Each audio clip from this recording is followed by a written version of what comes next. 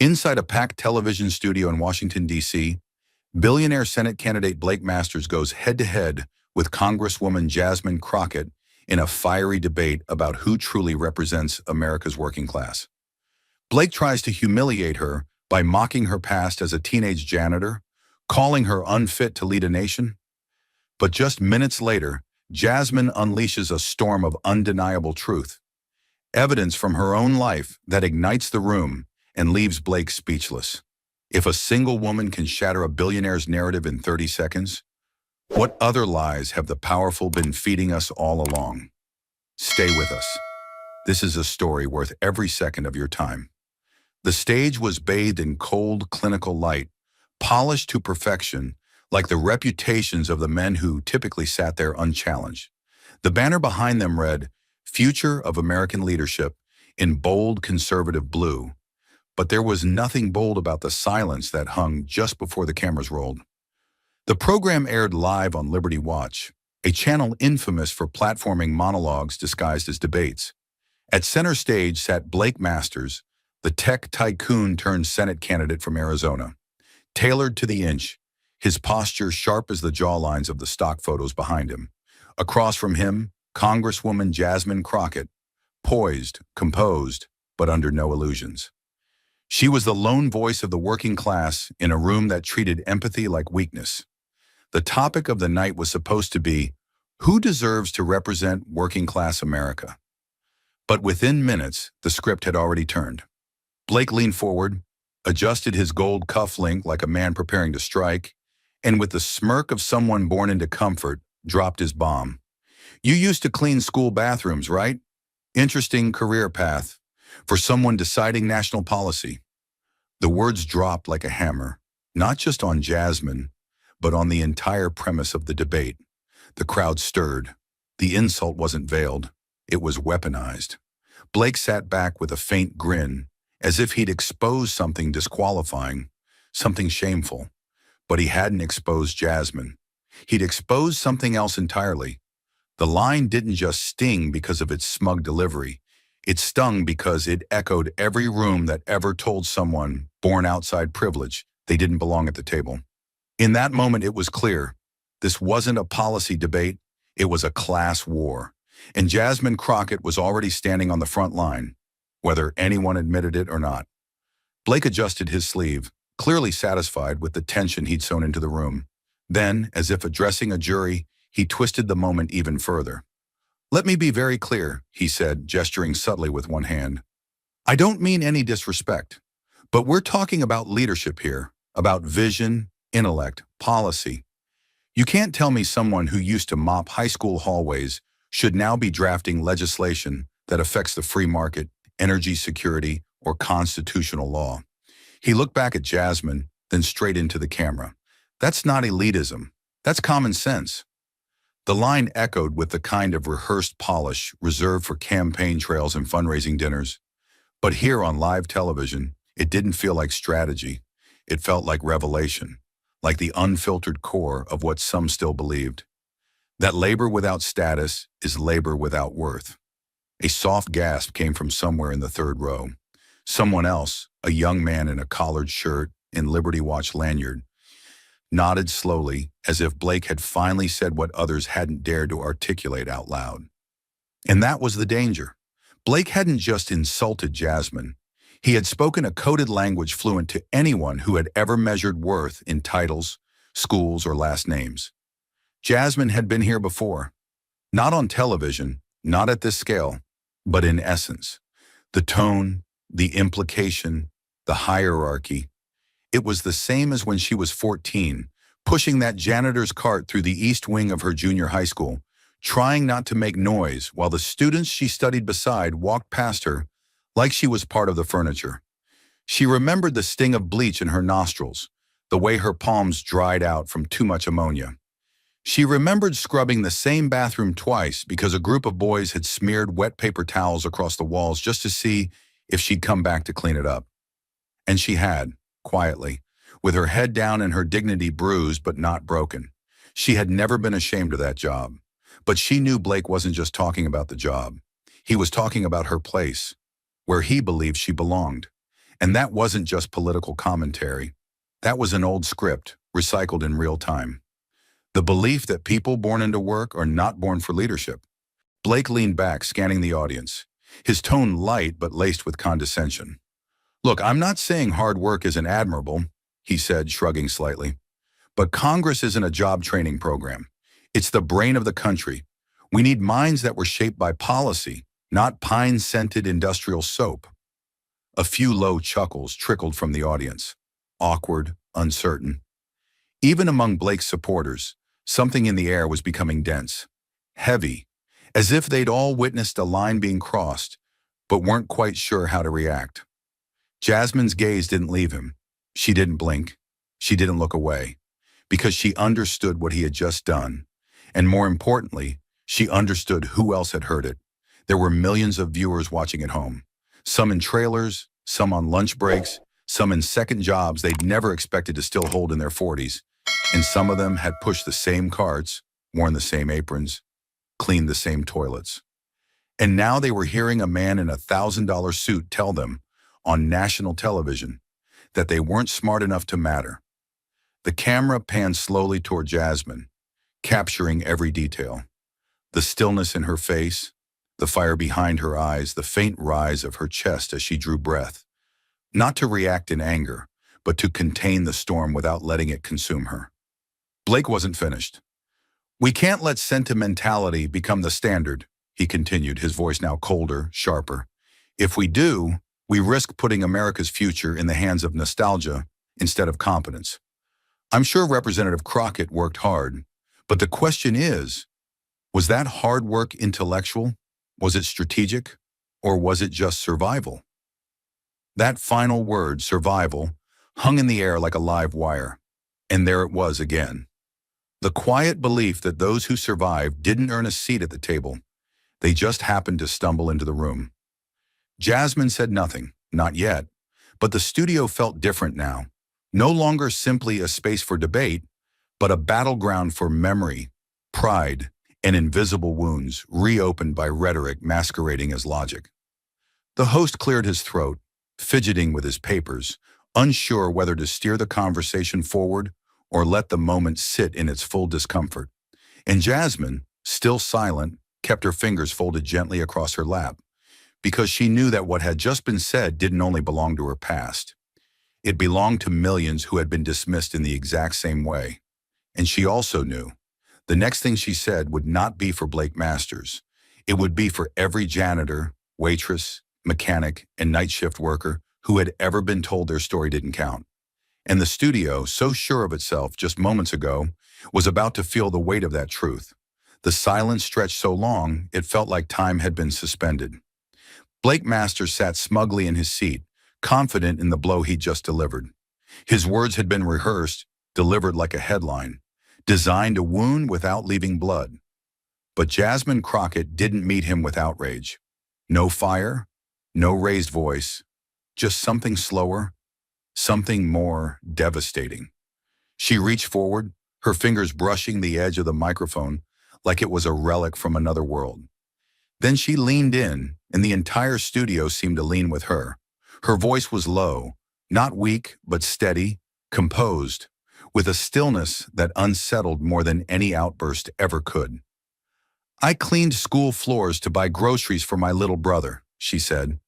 The sentence didn't crackle with fury. It rang with fact. There was no victimhood in her tone. There was ownership, a kind of moral gravity that couldn't be fabricated, couldn't be performed. She wasn't telling a sob story.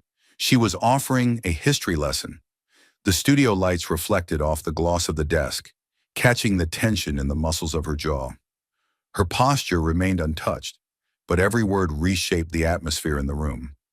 "You may call it low," she continued, her eyes now locked not on Blake, but on the audience. The real one. The millions watching from living rooms, hospital night shifts, break rooms filled with vending machines and flickering fluorescent bulbs. But I call it necessary. The air in the room compressed, the kind of tightness that made even breathing feel political. She didn't blink. She didn't pause for applause. Because this wasn't theater. This was testimony. Then she spoke again, slower, the syllables grounded like boots on concrete. I woke up every morning at 4:10, not because I wanted to, because I had to. Her eyes unfocused slightly, not out of distraction, but memory. You could feel her walking back into that version of herself, the girl with aching feet before sunrise and a head full of math problems and mop water. My mother left the house at 3:30. She worked the early shift at the nursing home. I'd get up when she left. No alarm clock, just instinct. I'd boil water to wash my face because the heater didn't work. Then I'd walk 2 blocks to Travis Elementary, go around to the back entrance and unlock the janitor's closet with a key Mr. Green gave me. The audience was frozen, not by shock, but by something heavier, accountability. She exhaled, not dramatically, but like someone who'd been holding a story for years and was now finally willing to set it down. The gloves were too big for my hands. They used to slip off if I scrubbed too hard. The mop head was older than me. Sometimes I'd hum to keep my mind off the smell. Bleach, mildew, disinfectant. I hated the mirrors most. Not because they were hard to clean, but because they showed me. Tired, 14, alone. The words landed like slow-moving wreckage. She wasn't asking for pity. She was excavating a truth the room had tried to bury. She straightened slightly, letting the silence breathe before she shattered it again. By 7:10, I'd change out of the overalls, spray perfume under my shirt to cover the smell of ammonia, and sit in the second row of Algebra 1. Sometimes the bleach would sting my eyes. Sometimes I'd fall asleep on my worksheet. No one ever asked why. No one ever noticed my hands were red and raw. Her voice didn't waver, but something deeper did. A vibration underneath the words. Something that sounded like grace under pressure, too familiar to collapse. And then came the sentence that no script could write. "They didn't laugh when I was scrubbing floors," she said. "They just didn't look at me at all." The line hung there, raw and unadorned, not asking for empathy but demanding acknowledgement. It was more than a rebuttal. It was an indictment of every system, every institution, every gaze that had ever looked through her like she wasn't worth seeing. Even Blake Masters, so smug just moments before, shifted in his chair. Not because he felt guilt, but because the crowd's attention had shifted. Jasmine had taken it back, not with force, but with truth that could not be unspoken. She looked up then, not at Blake, not at the cameras, but past them, into every home, every face, every person who had ever been told that dignity was reserved for the clean-handed. Her silence before had been strategic, but this was revolutionary, not loud, not angry, just undeniable. And still, after all that truth, all that quiet power, someone laughed. Not loud, not defiant, just a few dry chuckles from the far right section of the studio audience. The kind of laughter that tries to hide behind politeness, but stinks of cruelty. It wasn't that Jasmine had said something funny. It was that her dignity had made them uncomfortable. And instead of confronting that discomfort, they chose mockery. A few others joined in, hesitant at first, then emboldened by the awkward safety of numbers. Like jackals circling, they laughed not because she was weak, but because she had survived something they didn't understand. One woman, mid-50s, pearl earrings, pressed blazer, sat motionless near the center aisle. Her spine straightened slightly, as if something in her had shifted. Her eyes, once glazed over with passive interest, sharpened and locked on Jasmine with an intensity that hadn't been there a moment ago. She didn't clap. She didn't shake her head. But the way she sat, the sudden stillness in her shoulders, spoke louder than words. She had seen something real. Richard Moore, the host, adjusted his tie with the discomfort of a man realizing the room was slipping out of his control. His voice came through tight, filtered, rehearsed. "Let's keep this respectful, please," he said, trying to pour water on a flame that had already ignited the air. But Blake Masters wasn't done. He leaned forward again, elbows on the glass table, and smirked with the arrogance of someone who'd never had to apologize for being cruel. He nodded slightly, as if indulging the host's request, then looked back at Jasmine with the same casual detachment he might offer a waiter delivering the wrong drink. "Respectfully," he said, his tone anything but, Being poor doesn't make someone wise. Mopping floors doesn't equal leadership. And hardship? That's not a qualification. It's a circumstance. The laughter didn't return this time, because now everyone knew. They weren't watching a debate. They were watching a dismantling. And Jasmine Crockett, she hadn't even stood up yet. And as the air still trembled with the fallout of Blake's last attack, he seized the silence like a man mistaking shock for submission. He leaned forward with theatrical poise, carefully arranging each word like a blade poised for the jugular. Leadership, he said, his voice smooth and rehearsed, should inspire excellence, not just pity. There was no hint of hesitation, no flicker of awareness in his tone. It was a cold statement of belief, born not of malice but of certainty. The kind of certainty that only comes from never having been ignored, or invisible, or exhausted by survival. America doesn't need janitor sob stories, he added, his voice tightening, rising with performative confidence. It needs results. That was it, the signal. The room cracked open as the conservative block of the audience erupted into applause. Not spontaneous, not joyful, but mechanical. Applause as confirmation, not celebration. As if they'd been waiting all night for someone to say it out loud, for someone to validate the quiet disdain they carried for the stories they didn't understand. Hands slapped together in rhythm, eyes darted across the room like searchlights looking for agreement, and a few people even stood. Not because Blake had elevated the conversation, but because he had reduced it to something they could comfortably control, a hierarchy. One where they still sat safely at the top. Jasmine Crockett didn't move. She didn't blink. The noise washed over her like rain against stone. The applause, however orchestrated, failed to touch her. Because what Blake had failed to see, what the entire room had failed to anticipate, was that silence was not her retreat. It was her staging ground. A pause not of defeat, but of precision. She reached, slowly, deliberately, into the inside lining of her blazer. No performance, no dramatics, just a motion filled with the kind of calm you only learn from years of carrying your story in places where it was never welcome. Her fingers emerged holding a small object, aged and laminated, the edges scuffed and curled from time.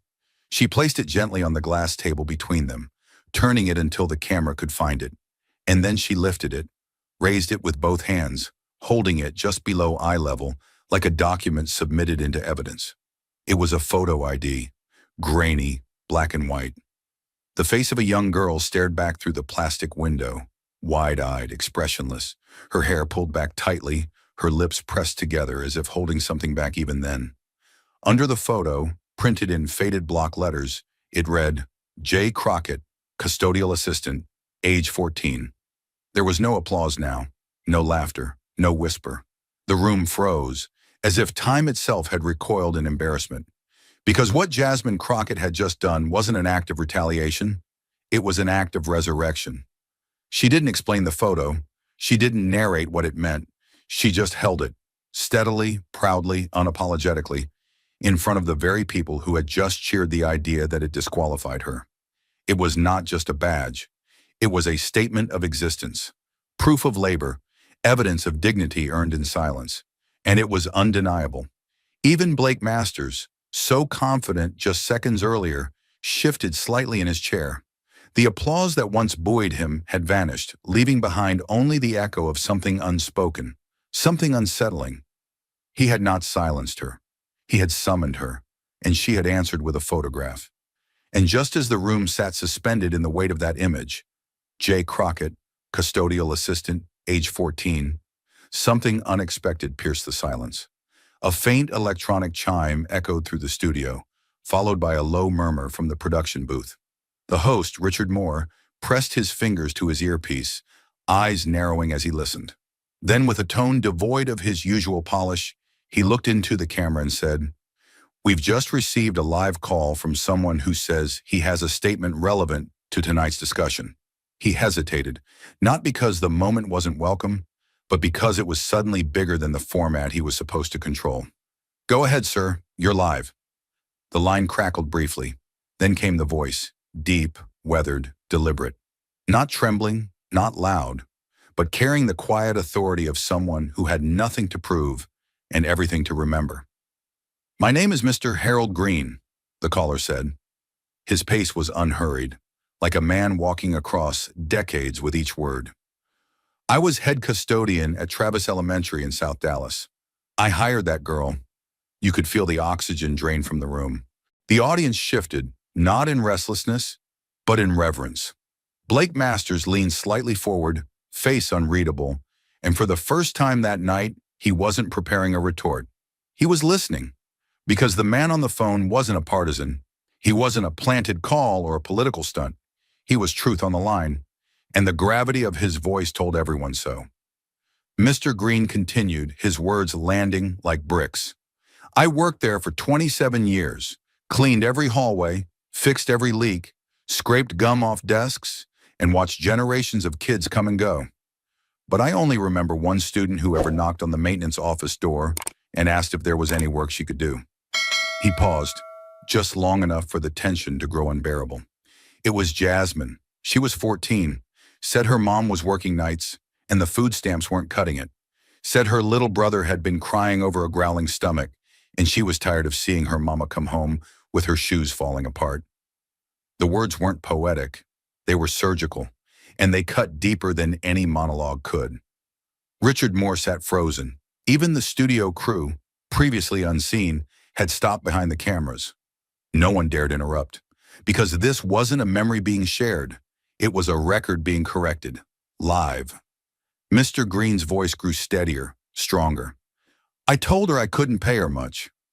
Just a few dollars under the table and some leftover lunch from the faculty fridge. You know what she said? 'That's enough, sir.' She came in every morning before class, scrubbed toilets, wiped windows, swept stairwells, and then she'd go sit in science class like she hadn't just inhaled ammonia for an hour." There was no pity in his tone, just clarity, just fact, and within it, an indictment of everything Blake had dismissed, everything the audience had clapped for. "And let me tell you something," he added, his voice tightening now, brimming with conviction. "That girl never once asked for sympathy, never once asked to leave early, never once acted like the work was beneath her. But I've watched CEOs throw tantrums over broken coffee machines. I've watched men in $1,000 suits ignore me when I mopped under their shoes. Jasmine, she handed me paper towels without me asking." A few people in the audience exhaled, quiet, guilty breaths. Others stared at the floor. Some watched Jasmine, who remained still, eyes focused, hands resting lightly on the glass table, as if holding back a dam that didn't need to break. Then came the line, the one no one would forget. "She didn't mop floors," Mr. Green said slowly. "She held that school together." The words landed with the force of a verdict. It wasn't flattery. It was testimony. It wasn't a defense. It was a declaration. And in that moment, the hierarchy Blake Masters had so carefully constructed collapsed like a house built on wet paper. The Ivy League degrees, the polished rhetoric, the smirking dismissal, all of it crumbled beneath the weight of a janitor's voice carrying the truth of a teenage girl who chose work over rest, responsibility over resentment. No music swelled, no applause followed, just a heavy, sacred quiet. Because for the first time that night, no one was performing. They were remembering, and the voice of a custodian had just done what no political talking point ever could. He made Jasmine Crockett real, not just a congresswoman, not just a guest, but a living ledger of quiet survival. And an answer to the very question that had opened the debate: who deserves to lead America's working class? That call had just given the answer, and it was not Blake Masters. And as the final syllables of Mr. Green's voice dissolved into the charged silence, she held that school together. It was as if the walls themselves absorbed the truth. The studio lights, once bright and clinical, now seemed harsher, exposing not just the faces in the crowd, but the weight of everything unspoken. The applause that once followed Blake's slick one-liners had died. The pride that once sat comfortably in the room's polished rows now felt exposed, fragile. Jasmine Crockett hadn't lifted her voice. She hadn't raised a fist. But something seismic had happened anyway. And as the stillness grew heavy, almost sacred, one man stood.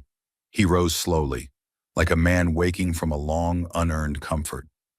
He looked to be in his early 60s, wearing a pressed navy blazer and a name tag clipped neatly to the lapel. Tom Garrison, Columbus, Ohio. A businessman. The kind of man who, just an hour earlier, might have nodded along with Blake's remarks about results and standards. But now he stood without applause, without words, without any gesture except the most human one: presence. His eyes were fixed on Jasmine, not in admiration, not in pity, but in something rarer: recognition. As if, for the first time in his life, he saw the quiet architecture of struggle not as a liability, but as credibility. He didn't smile, he didn't speak, but in that moment he said everything. I didn't understand before. Now I stand with her. Not in slogan, not in speech, but in silence that was deafening. Others followed, not all at once, not with fanfare, but like memory catching fire. A woman near the back adjusted her scarf and rose to her feet, her eyes never leaving the stage. A young intern seated near the soundboard stood next, lips pressed tight, hands trembling slightly. Then two men from opposite ends of the crowd, one in a blue-collar jacket, the other in a tailored vest, both rose together, casting brief glances at one another like strangers discovering they had both been hiding the same truth. It wasn't a protest, it wasn't a performance, it was a reckoning. A slow, spreading realization that the seat of honor hadn't belonged to the loudest man in the room, but to the woman who had once walked to school in the dark, scrubbed toilets before algebra, and sat quietly through cruelty until it broke itself. The very act of standing became contagious, not out of obedience, but out of shared awareness, as if everyone had suddenly been reminded that to stay seated now was to stay small. No one instructed the cameras to pan, but they did. They swept across the growing wall of silence rising from the crowd, shoulders straight, hands at their sides, some blinking back tears they didn't quite understand. They were no longer an audience. They were witnesses. And Jasmine Crockett had not asked for their approval. She had simply endured long enough for the truth to stand on its own. And now, finally, so did they. And as the standing crowd settled into a reverent hush, not out of fatigue, but out of reverence, Jasmine Crockett moved with the quiet certainty of someone who knew the next moment would not need volume to leave a mark. She didn't raise her voice. She didn't meet Blake's eyes. She simply reached down with her left hand and slowly opened a slim leather folder resting beside her notes. The motion was small, unceremonious, but in a room charged with tension, even that movement felt seismic. From inside, she pulled out a single sheet of aged paper, creased at the folds, the corners slightly curled. It wasn't pristine. It didn't need to be. The discoloration around the edges only made it more real. The paper had the faint yellow tint of a document kept not for display, but for survival. She unfolded it with the care one might use when handling something more human than paper. And as the studio lights hit the page, a faint glint of worn ink shimmered faintly. No official seal, no embossed letterhead, just words, handwritten, deliberate, unshakably sincere. Jasmine looked at the letter for a second before placing it on the desk in front of her, face up toward the camera. She rested her fingertips lightly on its top edge, not to claim it, but to stabilize it, as if the weight of its meaning might otherwise carry it away. Then she spoke, not to the audience, not to Blake Masters, not even to the host, but as if to the silence itself. This, she said, her voice quiet but unmistakably steady, is the only recommendation letter I had when I applied for college. A beat passed, long enough for the words to sting. The audience didn't shift. They absorbed. Her gaze remained forward, unwavering. No trophies, no summer programs, no senator's family friend to make a call on my behalf. Just this. She paused, then gently rotated the letter so the cameras could see the handwritten lines at its center. No typing, no signature block, just honest script in faded blue ink. The letter read, "To whom it may concern, Jasmine Crockett has worked after hours as a custodial assistant at our elementary school for over a year. Despite her age, she has demonstrated discipline, maturity, and a rare sense of quiet leadership. This young girl cleaned our floors, then went on to debate ethics with my faculty. She has no father at home, and her mother works 2 jobs, yet Jasmine arrives before sunrise, completes her duties, and still manages to outperform students twice her advantage. She does not ask for praise, but she deserves a chance. Please consider her for admission, not because she's had it easy, but because she's done the hard things with grace. Signed in graceful looping cursive, Eleanor M. Keene, Principal, Travis Elementary. You could hear someone inhale sharply from the 3rd row. Another person, someone who had stood just minutes earlier, closed their eyes. Not out of sorrow, but out of recognition. Because that letter wasn't just a reference, it was a monument, a declaration written in ink and humility that quietly shattered the glass walls people like Blake Masters insisted were natural. Jasmine didn't rush. She let the room see it, read it, feel it. Then she placed her hand gently over the letter, not to hide it, but to ground it, like one might place a hand on a gravestone or a Bible before a vow. They say leadership should come from legacy, she added softly, but all I had was this, and the will to never let it be the end of my story. And for the 2nd time that night, the room went still, not because they were stunned, but because they had finally truly understood. And as the final words from Jasmine echoed through that room, they say leadership should come from legacy, but all I had was this. The studio didn't erupt. It didn't collapse. It transformed. The silence that followed wasn't absence. It was respect. It was a reckoning. The kind of silence that crawls beneath the skin and makes people think about the stories they've dismissed, the hands they've overlooked, the truths they've called too personal to matter in policy. Jasmine hadn't demanded sympathy. She had made dignity visible, and in doing so, she shattered the carefully constructed myth that power only belongs to those born near it. What happened next didn't require production cues or flashy graphics. It didn't even need commentary. All it took was a single clip, 27 seconds long, captured by a shaky cell phone camera from row 4. The video began with her hands, one holding a janitor ID badge, worn and curled at the edges, the other holding a single sheet of lined paper, folded so tightly it trembled as she placed it beside the badge. The caption read simply, Jasmine Crockett, Congresswoman, former custodian, survivor. But it wasn't the image that went viral. It was her voice, quiet, resolute, devastating. I was never beneath dignity. I was beneath privilege. 7 words delivered without anger, without performance. Just truth so sharp it cut through algorithmic noise like a blade through silk.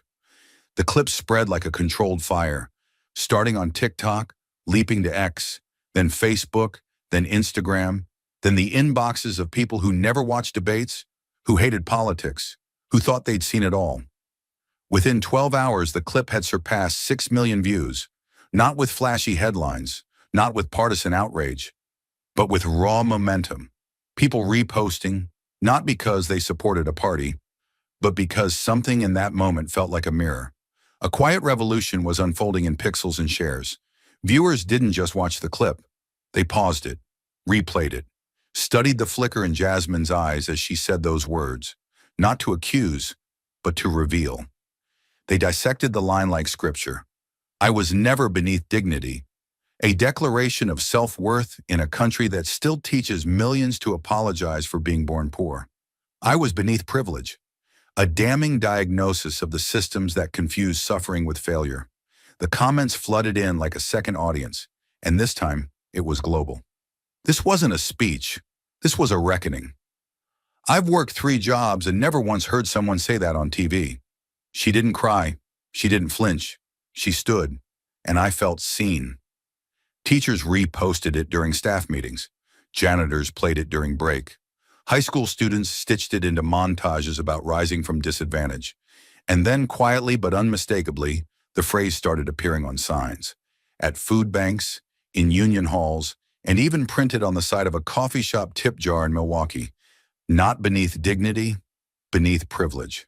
The studio's marketing team hadn't even uploaded the official debate yet when their switchboards crashed. News outlets scrambled. Commentators, unsure how to frame the moment without sounding out of touch, defaulted to neutrality. But the public didn't wait for permission. They made it their own. Conservative hosts tried to pivot, calling the clip emotional theater.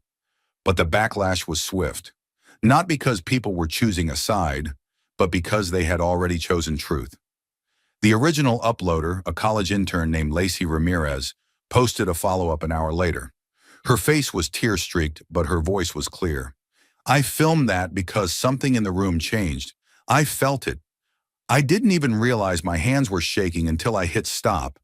And I've never shared anything political online. But that wasn't politics. That was justice." Her video gained 1.2 million likes in a day. And while the platforms exploded with commentary, edits, duets, and remixes, one group stayed almost entirely silent: politicians. Because Jasmine hadn't just told a story, she had issued a challenge, one that couldn't be dodged with buzzwords or filibusters. She had exposed something terrifying to those in power, that the people don't need polished talking points. They need someone who remembers what the floor feels like when you're cleaning it, not standing on it. By the time national news picked it up, anchors weren't asking, "What did she mean?" They were asking, "Why did it take this long for someone to say it?" One segment on MSNBC played the clip 3 times in a row before cutting to a roundtable that, uncharacteristically, just sat silent for nearly 15 seconds before speaking. CNN added a graphic: "Dignity versus privilege," the quote that's defining the debate. Meanwhile, across the aisle, even some conservative voices broke formation. A retired GOP mayor from Indiana tweeted, "I've disagreed with her policies, but I'll be damned if that isn't the most honest thing I've heard in years." The impact reached beyond the Beltway. At a high school in Memphis, a teacher printed out the quote and taped it to every locker in her hallway. In a fast food restaurant in rural Pennsylvania, a manager started their morning shift by reading it aloud. In a subway car in Brooklyn, someone graffitied it onto the tiled wall. Not in protest, but as a quiet sermon. And still, Jasmine Crockett never reposted the video. She never commented, never claimed the moment, or tried to monetize it. When asked by a journalist later that week if she expected the reaction, she simply said, "No." But I'm not surprised, because I know how many of us have been waiting to be told we were never less. We were just locked out. No spin, no platform, just clarity. And in a year bloated with political noise, her words cut through everything. Because in the end, people didn't remember the applause for Blake. They didn't remember the talking points or the moderator's questions. They remembered a badge. They remembered a girl. They remembered the truth rising without permission. And they remembered the voice that said, quietly, finally, unshakably, "I was never beneath dignity. I was beneath privilege." And while Jasmine remained silent, never reposting the viral clip, never offering interviews or follow-ups, the world around her began to speak. Loudly, visibly, relentlessly. Her quiet act of defiance had cracked something open. And through that fracture poured a flood the system hadn't prepared for. What started as a single video became a movement of memory. The internet, for once, didn't twist the narrative. It carried it. And it carried it into classrooms, back kitchens, night shifts, and commuter trains where people had spent years hiding the very beginnings that Jasmine had dared to hold up in full view. It began with one post. A middle school teacher in Michigan uploaded a grainy photo of herself at 15, hunched over a mop bucket in the hallway of a movie theater. Her caption read, "I used to clean popcorn off sticky floors before grading essays. I was never beneath dignity. I was beneath privilege. Thank you, Jasmine." The post hit 200,000 likes in 3 hours. Then came another, from a Honduran immigrant working construction in Arizona. He posted a sun-faded ID badge from his first job as a janitor at a gas station. In broken but powerful English, he wrote, "I still clean, but now I clean my son's college dorm when I visit. He says I taught him what leadership looks like." The photo went viral, not for the badge, but for the dirt still visible under his thumbnail. It was too real to scroll past. Then the flood came. Cooks, housekeepers, farm workers, security guards. People who had never spoken publicly about their pasts started posting photos and fragments of their origin stories. A woman who now worked as a nurse in Baltimore shared an image of her bent over a sink in a fast food kitchen, hair tucked under a visor. She wrote, "When I applied for nursing school, I used a manager's note on a napkin as my reference. They said I wasn't polished, but I knew how to survive." Every post wasn't just a tribute to Jasmine. It was a rebellion against the shame the world had stapled to their stories. They were not just posting selfies. They were reclaiming archives. Fragments of lives they had been taught to edit out of their resumes were now being held up like medals.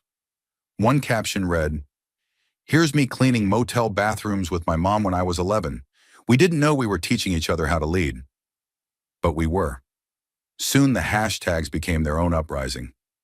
Beneath privilege, Joshi, where leaders, begin first job files. Knotless, just earlier thousands. Then tens of thousands, then millions of posts poured in. Each one a silent scream against the structures that had taught people to hide where they started.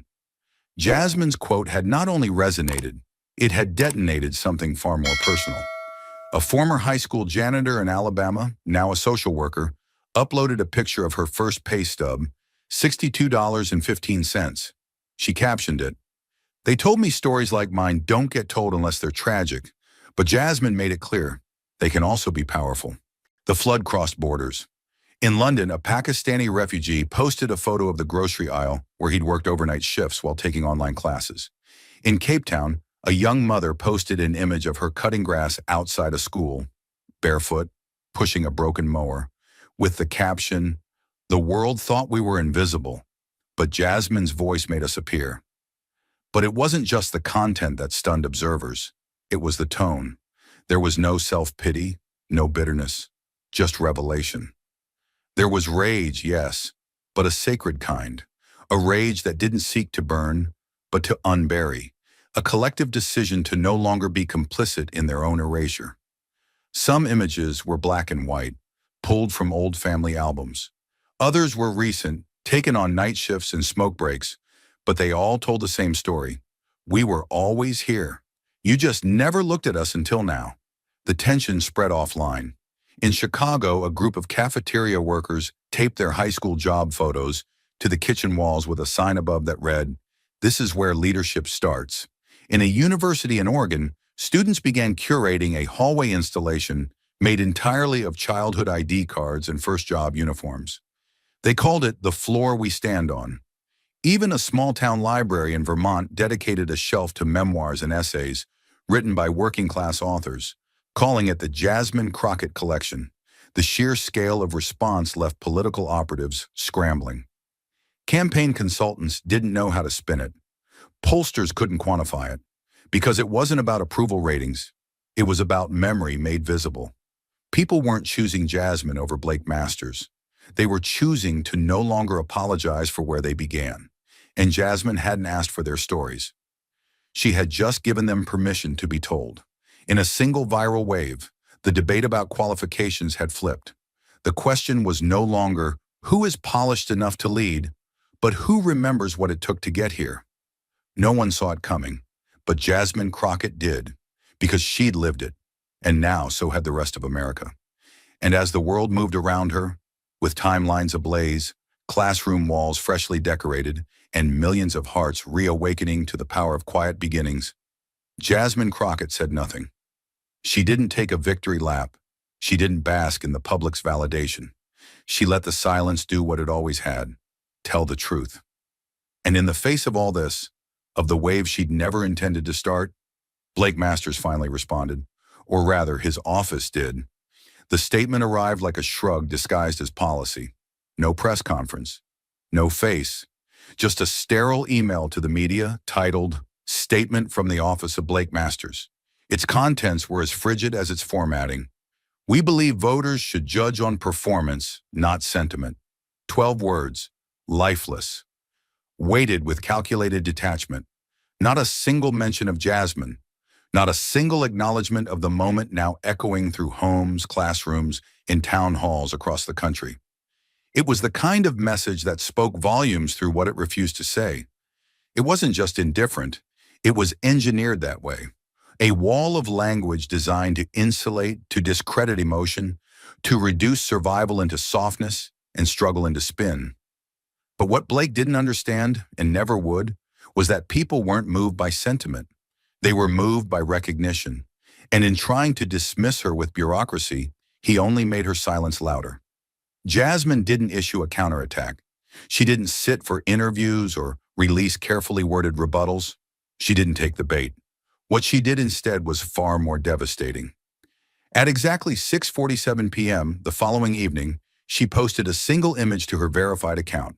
No caption, no tag, just a frame, square and grainy, lit by what looked like the warm bulb of a kitchen lamp. The photo showed her janitor badge, J. Crockett, custodial assistant, age 14, resting gently atop a folded piece of paper. The edges of the paper were yellowed with time, and just beneath the badge, in pen so deliberate it looked like it had been written in silence, was one sentence. Dignity isn't decided by your title, it's revealed by what you do when no one's watching. She didn't even sign it, but the internet didn't need a signature. The image struck like a stone in the still water. Not chaotic, but heavy, rippling outward into thousands of reposts in minutes. And not from bots or strategists or pundits, but from teachers, from nurses, from delivery drivers and custodians, and working parents and middle schoolers who had been watching quietly, holding their breath as the world debated whether someone like them could truly belong in the rooms where decisions are made. The image did not trend. It unfolded. It appeared not in viral spikes, but in sacred waves, pinned to bulletin boards in break rooms, shared in WhatsApp threads between night shift workers, printed and slid into the plastic covers of student binders.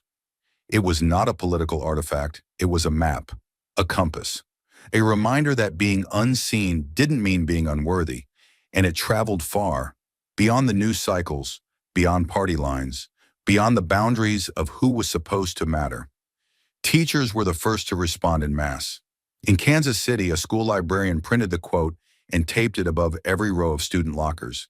In El Paso, a middle school principal began reading it aloud during the Monday morning intercom announcements, calling it their new character moment.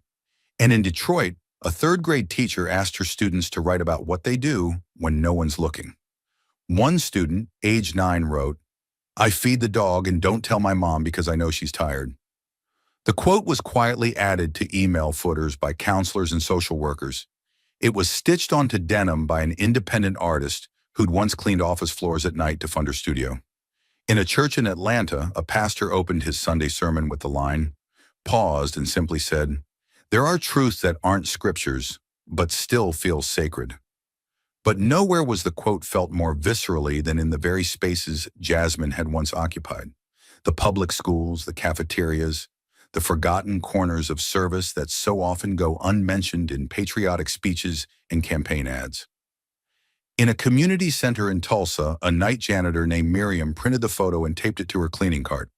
When asked why, she said, "Because it's the only time I've seen someone tell my story without turning it into a joke." In a cafeteria in Boston, kitchen staff printed the quote and laminated it, placing it next to the time clock. And in Newark, a student council rep lobbied to have the words printed at the top of every Monday schedule for the rest of the year. The principal agreed. It wasn't just a message, it was a mirror. One held gently, not in judgment, but in affirmation. And what stared back from it was not weakness, not emotion, not even inspiration. It was truth, quiet, undeniable, steady as breath. And Blake Masters, armed with his metrics and performance talking points, found himself ghosted by the very people whose lives he claimed to understand. Because performance, the world was learning, isn't just about sound bites and polished sentences. Performance is rising before the sun. It's staying late to finish a job no one sees. It's cleaning floors with cracked hands and going home with your head high, even when the world calls your labor unskilled. That's performance.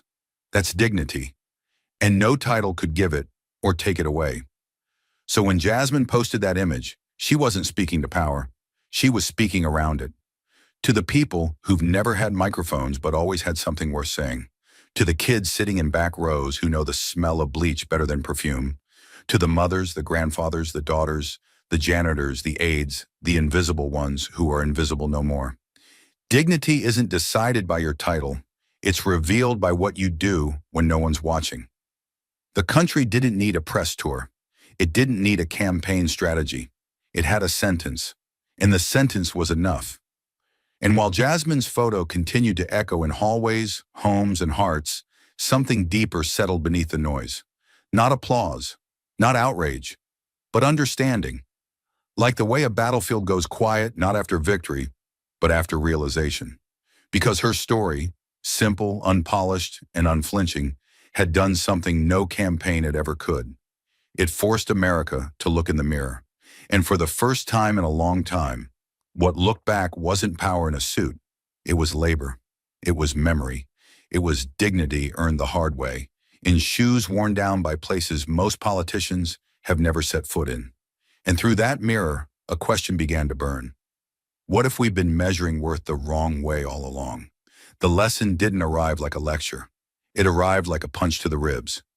Quiet, invisible workers, those who mop, wipe, lift, bend, clean, file, pour, serve, were finally centered not as symbols, but as leaders in waiting. Jasmine didn't need to shout that message. She was the proof of it. She had once been called invisible. Yet the moment she held up that ID badge, every person who'd ever been overlooked felt seen. Her story showed us that greatness doesn't announce itself with a spotlight, but leaves evidence in the dark. And when that evidence is finally brought into the light, it doesn't just inspire, it indicts. Because the real injustice was never that she had to clean floors at 14. It was that society saw that moment as disqualifying, that the world equated poverty with shame instead of survival, that titles and accents and zip codes became silent gatekeepers, deciding who gets to lead and who must remain silent.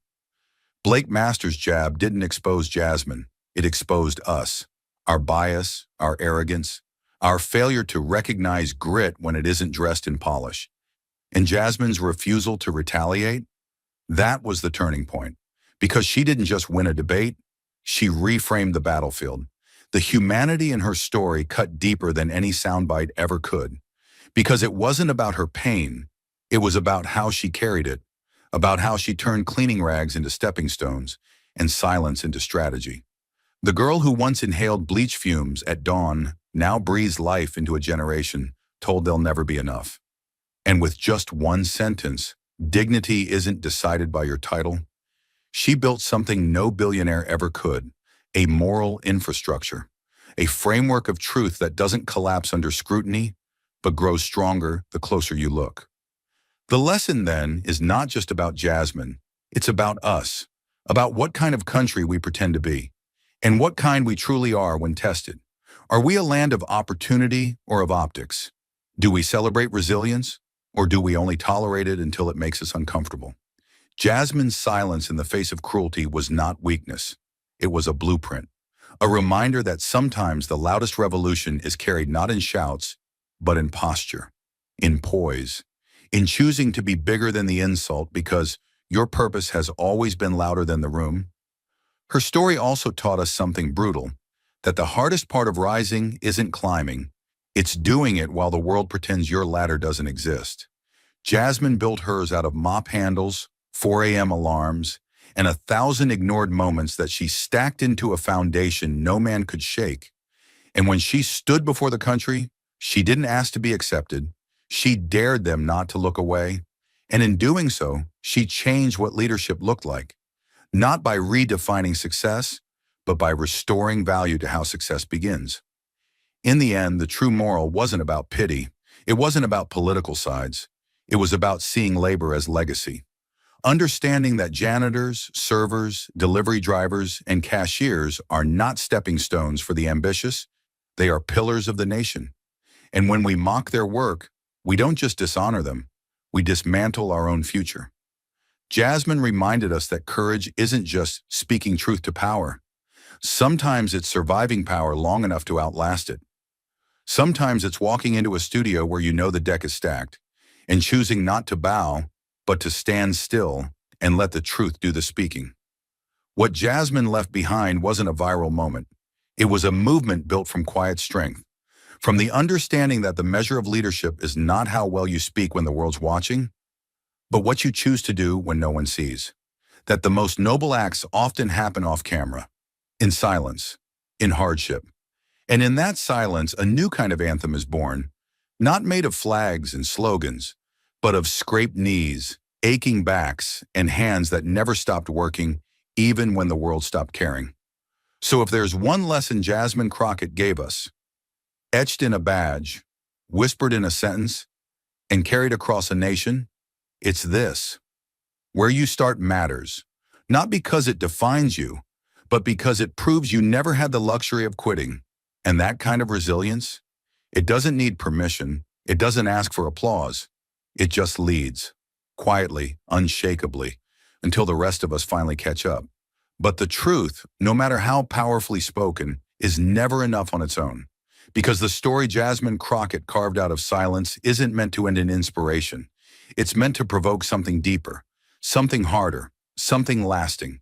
Her words, etched now in hallways and homes, weren't the finale. They were a match struck in a room soaked with kindling. And now, with the air charged and hearts awakened, the question can no longer be ignored. What will we do with the fire she lit? This isn't just about one woman on a stage. It's about every person watching, every student scrubbing dishes after class, every parent working a night shift while their child sleeps, every immigrant who was told to be silent to survive. It's about recognizing that injustice doesn't always wear a uniform or hold a weapon. Sometimes it wears a suit. Sometimes it smiles as it devalues someone's story with a joke and a headline. And if we let that go unanswered, if we settle for nodding along and clicking like as if that's enough, then we are no better than those who build systems on silence and call it order.